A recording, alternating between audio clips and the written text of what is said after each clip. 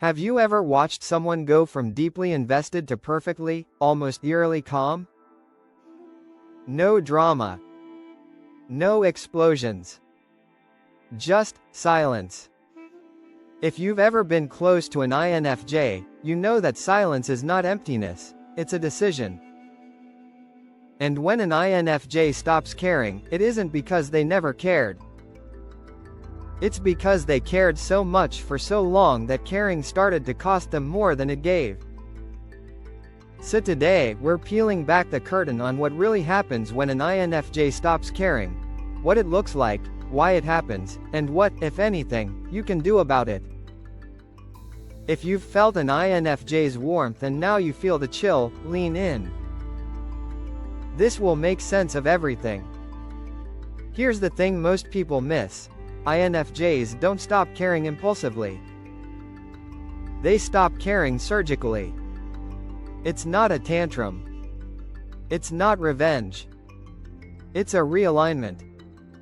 For weeks, months, sometimes years, they've been scanning patterns, weighing words against actions, running a quiet ledger in the background. Promises made versus promises kept. Empathy given versus empathy returned. Respect offered versus respect received. And then one day, the math says, no more. From the outside it looks like they switched off. From the inside it feels like they finally switched on. At first, you'll sense it in their questions, or rather, the absence of them. INFJs who still care ask follow-ups. How did that go? Are you sleeping better? Did you ever send that email? Their attention is precise and personal. When they stop caring, their curiosity fades to neutral. They speak more in closed loops. Sounds like you've got it handled. Okay. Cool. It's brief, clean, and emotionally non-committal. Not cold, just room temperature. And that's your first clue, the thermostat has been turned down. You'll notice their time boundaries sharpen.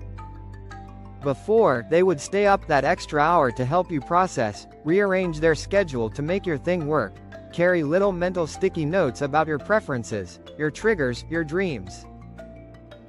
After, they keep their appointments, with themselves. I can't tonight. I'm heading out in 10. I'm not available for that. It's not punishment. It's physics. Invested energy has returned to the source. If you try to provoke a reaction, you won't get it. This confuses people who rely on chaos to reset control. When an INFJ still cares, they'll explain, reframe, search for shared language, and try one more metaphor to make it click. When they're done, explanations stop. They let silence hold the shape of what you said. And they watch, not your words, your pattern. This is the moment when a lot of people panic, because they realize the old buttons no longer work. You can press all you want, the panel isn't connected to anything. Here's a myth to break. An INFJ, door slam, is not always theatrical. Sometimes it's invisible. They'll still be polite in public, still wave in the hallway, still reply to logistical questions. But the living room of their heart? Locked. They've moved the furniture, taken down the photos, and forwarded the mail. Closure for them doesn't require your approval. It requires alignment with their values. Once that's achieved, the door doesn't slam, it seals. Why does this happen? Not because they expect perfection. INFJs are realistic about human mess. They know people have bad days, wounded history, and blind spots. What they can't do is carry a relationship that refuses to carry itself. Chronic disrespect. Habitual inconsistency. Sorry, as anesthesia rather than change. Emotional extraction without reciprocity. Love that demands empathy but rejects accountability. These are the fault lines that trigger the shift. An INFJ will forgive almost anything once, They rarely forgive patterns. Pay attention to language. When an INFJ cares, their words are saturated with verbs of joining. We can, let's try, how about together. When they stop caring, they speak in statements of sovereignty. That's your decision. That's your experience. You're entitled to feel that way. It's compassionate distance. They're not punishing you with detachment. They're freeing you to your own path, and freeing themselves to theirs. There's also a physical tell. Their face relaxes. The micro-worry lines that kept scanning your mood soften because they're no longer running an emotional weather report for the room. Their posture changes from forward-leaning engagement to balanced neutrality. They stop sitting on the edge of the seat of your life. And in their texts, the ellipses disappear. No more trailing dots that imply ongoing emotional labor. Just full stops. Periods are a form of peace. One of the most misunderstood pieces is how their kindness changes. INFJs don't morph into cruel versions of themselves. They remain courteous, fair, often generous. But the kindness is no longer custom-tailored. It's policy kindness instead of personal kindness. Everyone gets basic respect. Fewer people get intimate access. That's not shade, that's stewardship. And yes, sometimes it is sudden. Or at least it looks that way. You might say, but we had coffee last week and everything was fine. That's because INFJs often give you a gracious runway during their decision process. They won't ambush you. They'll try to repair. They'll drop hints. They'll name what hurts, softly at first, clearly later. They'll offer at least one bridge back. When those bridges collapse, through avoidance, minimization, or repeated injury, they don't rebuild them a third time. The collapse, not the conversation, is what feels sudden to people who weren't listening. What about ghosting? Do INFJs ghost? Some do, especially if the relationship turned unsafe, manipulative, or chronically dismissive. But more often, they fade responsibly. Lighter frequency, clearer boundaries, fewer yeses, less emotional ventriloquism. If you're safe and sincere, you'll usually get a careful goodbye. If you've trained them that speaking up invites rage, ridicule, or gaslighting, you'll get distance without an exit interview. Survival isn't rudeness. Inside the INFJ, this shift feels like a tonic. An unclenching. For months they've been carrying a hidden weight, the feeling that caring means self-erasure. When they stop caring in the old way, they can care in a truer way, starting with themselves. They rediscover hobbies they paused, reach for books halfway finished, take long drives without narrating someone else's crisis in their heads. The soundtrack of their life grows quiet enough for their intuition to sing again. That inner voice, the one they kept shushing to keep the peace, returns like a friend who never left the city, just needed a call. Here's another layer people miss. When an INFJ stops caring about a specific person or dynamic, it actually renews their capacity to care about the world. Their attention blooms outward, toward service, art, faith, fitness, craft, community. They're not hardening. They're rerouting. They'll join a new class, declutter the apartment, refine their morning ritual, or design a project that's been living on a napkin for years. Watch for these upgrades. It isn't a rebound. It's a return.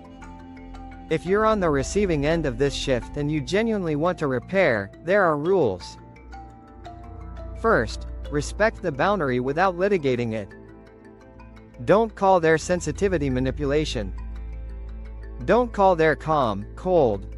Own your pattern with verbs and specifics, not poetry and promises. I minimized your concern about X 3 times. I can see that eroded trust. Here's what I've already changed. INFJs can sniff out the difference between a plan and a performance. Change that requires their monitoring is not change, it's an unpaid job posting. Second, apologize without asking for a receipt. Many people apologize while secretly shopping for immediate reassurance. An INFJ who's stepped back won't gift wrap that for you. Don't interpret their measured response as cruelty. They're protecting the new ecosystem. If your change is real, time will render the verdict. A heart that's been overdrawn doesn't rush back because the bank sent a nicer email. Third, don't try to trigger old arguments to keep the connection alive. Some people confuse intensity with intimacy. They'll provoke a fight because quiet feels like exile. That tactic closes the door faster. INFJs value steady warmth, not fireworks. If you can't meet them in calm accountability, you can't meet them where they live. You might be wondering, what are the signs they're really done versus just needing space? Space has softness. They'll say, I need a week, or, I'm not ready to talk about that. There's a path back, even if it's narrow. Done has clarity. You'll hear phrases like, this no longer works for me, I'm not available for that dynamic, or, I wish you well. There's no anger traction. Attempts to bait them into drama slide off. The friction is gone because the attachment is gone. It's the emotional equivalent of a clean desk. Everything filed, nothing pending. Now let's talk about the inner decision tree. Before an INFJ stops caring, they'll run a private audit across 3 columns: values, vision, and vitality. Values. Does this relationship require me to betray what I believe is right? Vision. Does this connection help us grow, or does it keep us orbiting the same argument? Vitality. Do I leave this interaction more alive or more hollow? When 2 of the 3 go red for too long, they reduce investment. When all 3 go red, that's when you see the seal. There's also the pattern of last kindness. Watch for it. Sometimes the final act of care is an obvious, practical gift. They send the contact list you needed, return your hoodie folded, finalize the shared document, pay the last bill, or write a clear summary of what went wrong and what would need to change, without pleading. It's kindness as closure, not as bait. It says, I won't leave a mess. I also won't stay in one. For INFJs watching this, here's your mirror. You don't have to wait until you're bone tired to calibrate. Boundaries are maintenance, not emergency brakes. Say your needs early, even if your voice shakes, especially when everything looks fine. Practice letting people be disappointed without making it your fault to fix. People who require your self-abandonment to feel loved are asking you to be a ghost in your own life. You were not designed for haunting. Also, notice your rescue reflex. Your empathy is powerful, but untrained empathy turns you into a magnet for unsolvable projects disguised as people. You can love without adopting. You can listen without litigating their past. You can witness pain without being its permanent host. The soul you're responsible to shepherd lives behind your own eyes. And to the person who felt the INFJ's warmth once and wants it back, understand this. INFJs don't want you to become a different person. They want you to become your word. If you say you'll call, call. If you say you'll work on it, off stage, not for applause. If you don't want to change, that's okay. You can choose that. Just don't ask them to keep paying the bill for your choices. When an INFJ stops caring, it reveals a deeper truth about love. Care is not infinite, it's intentional. It grows in healthy soil and withdraws from salted earth. And here's the hopeful part, because there is one. If the relationship was real and you meet them with real change, many INFJs will revisit the ledger. Not instantly, not emotionally blackmailed, but with measured curiosity. They'll give the new pattern a trial period. They'll audit less and relax more. Their questions will return. The ellipses will reappear. The room will start to feel warm again. But it happens because the architecture changed, not because the speech improved. Let's zoom out. Culturally, we glamorize grand gestures, big apologies, giant bouquets, cinematic airport sprints. INFJs notice whether you put your shoes away. They're not impressed by volume, they're impressed by consistency. Do you keep the small promises no one would punish you for breaking? That's the quiet proof of love they trust. If you never get them back, don't rewrite the story to save face. You didn't lose an INFJ because you were too real, or because they're too sensitive. You lost them because the contract of care became unpayable. That isn't an indictment of your worth, it's a statement about fit. Sometimes the most loving outcome two people can reach is the truth that they are not good for each other. At least not in this chapter. Bless the exit. Learn the lesson. Let both of you grow. For the INFJ who's mid-shift right now, feeling guilty for choosing yourself, breathe. You are not abandoning compassion. You are upgrading it. Love that destroys you is not love, it's a costume someone taught you to wear. Step out of it. You are allowed to choose environments where your gentleness isn't exploited, where your insight is welcomed without being used as a free counseling subscription, where your quiet isn't mistaken for consent. And for anyone who loves an INFJ well, who meets them with care, clarity, and reciprocal effort, know this: there is no richer ally. When they care with structure and soul. They'll hold your hand through the storm, hold your mirror when you need to see yourself clearly, and hold your secrets like heirlooms. They will say the hard thing kindly and the kind thing bravely. That kind of care deserves a life built to protect it. So what really happens when an INFJ stops caring? They return to the center. They swap panic for peace, reactivity for rhythm, rescue missions for responsibility. The world doesn't become smaller, it becomes honest.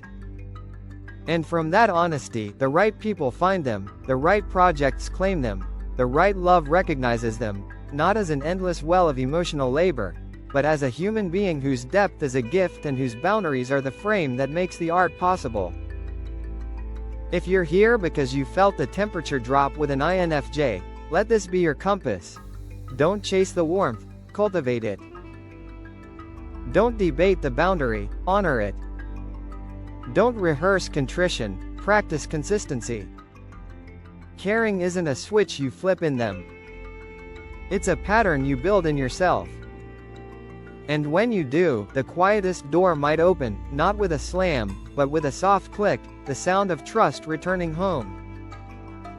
And if you're the INFJ quietly turning the page, remember, choosing peace doesn't make you heartless. It makes you a good steward of a rare heart. Keep it. Guard it. Grow it. The people who are meant for you won't ask you to set it on fire to keep them warm. They'll bring wood for the hearth, sit beside you, and tend the flame with you, steady, simple, and true.